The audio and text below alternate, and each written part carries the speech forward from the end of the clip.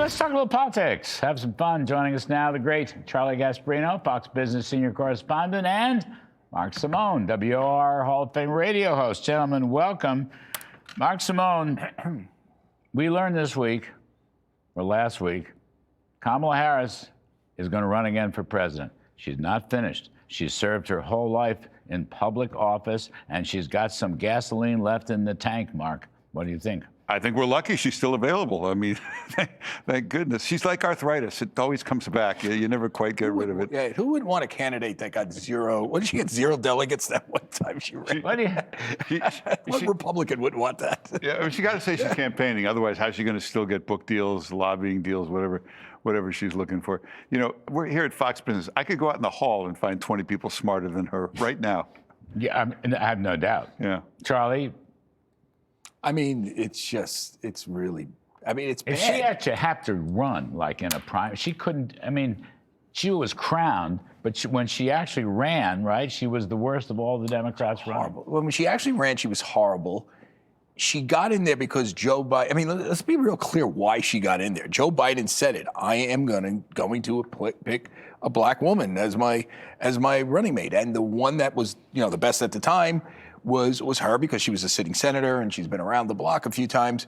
But it just sort of elided all the problems with her, which is she's a lousy candidate. She's not on policy. She's very obtuse, and I would say just not sophisticated on policy. She doesn't know a lot about policy.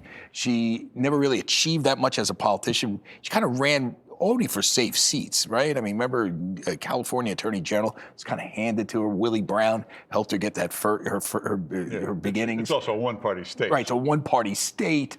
I mean, this is someone that just literally was handed everything, and then she was handed the VP, and then you expect her to go toe-to-toe with you-know-who. And, and by the way, Trump, people forget, Trump has tremendous negatives. I mean, the guy literally was, January 6th. He called her, though. Yeah, but yeah, he did. But remember, he said you're a smart cookie. Yeah, he said that to him. I mean, he said that to him. He's like that. He will say. But think of all the negatives that he had against him, the indictments, and everything, and he still won. I mean, that was like crazy. Mark Simone, is there a change in CBS? Now, this is Charlie's beat, but I want to start with you. Change in CBS, and will Scott Pelley get fired? I think Scott Pelley is probably the most jaundiced left-wing liberal, giving a speech at Southern Wake Forest University, blatantly attacking Trump on personal grounds. I mean, are they going to make a change at CBS or not? Yeah, I think so. We don't want to see anybody get fired, but if we had to pick somebody, yeah, I think I agree. But if you're going to clean out all the bad apples, you're going to clean out probably 95% of CBS News. It's a bad, bad place. I mean, he's probably got a contract, so you can't, like, quote unquote, fire him. You could take him off the air. We all could be taken off the air immediately. My guess is he quits. I mean, I don't think. I mean, listen. The place was what it was. It was, why it went so far left is a whole other reason. I kind of know the guy a little bit. He's a nice man. I don't know. It's not personal. I was just annoyed that he gave this really, really bad anti-Trump speech. I know, it was very down in Wake Forest. It was hyper political. If you're running if you're a news guy, you can't do that.